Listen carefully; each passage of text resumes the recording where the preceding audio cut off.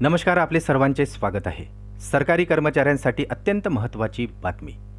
घरभाडे भत्त्या संदर्भात सर्वोच्च न्यायालयाचा सर्वोच्च निकाल काय म्हणाले कोर्ट, चला तर पाहूया।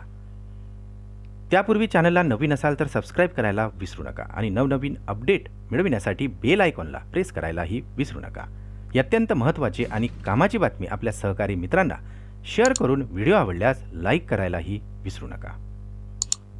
केंद्रीय सरकारी कर्मचाऱ्यांचा महागाई भत्ता लोकसभा निवडणुकीसाठी आचारसंहिता जाहीर होण्यापूर्वी वाढविण्यात आला होता। दरम्यान महागाई भत्ता 50% पोहोचल्यानंतर सरकारी कर्मचाऱ्यांच्या घरभाडे भत्त्यात देखील वाढ होणार आहे। केंद्रीय कर्मचाऱ्यांच्या घरभाडे भत्त्यात आता 3% पर्यंतची वाढ होणार आहे।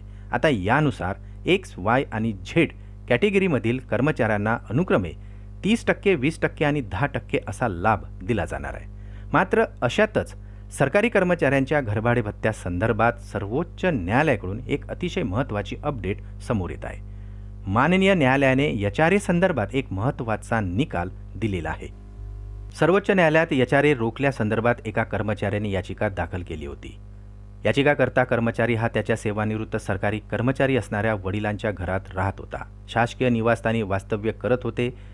घरभाडे भत्त्यासंदर्भातील नियमानुसार कुटुंबातील एकाच व्यक्तीला घरभाडे भत्त्याचा किंवा निवासस्थानाचा लाभ मिळू शकतो असा नियम आहे।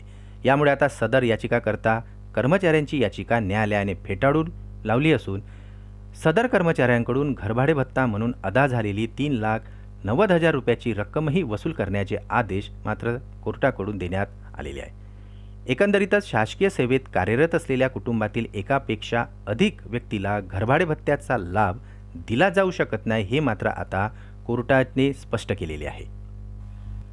तसेच एका कुटुंबातील पती पत्नी दोघेही शासकीय सेवेत असतील किंवा पिता पुत्र दोघेही शासकीय सेवेत असतील तर यापैकी एकाला घरभाडे भत्ता किंवा शासकीय निवासस्थानाचा लाभ मिळत असेल तर दुसऱ्याला तो लाभ दिला जाऊ शकत नाही। माननीय न्यायालयाने देखील सदर याचिकाकर्ता कर्मचाऱ्यांची याचिका फेटाळून हेच अधोरेखित केलेले आहे।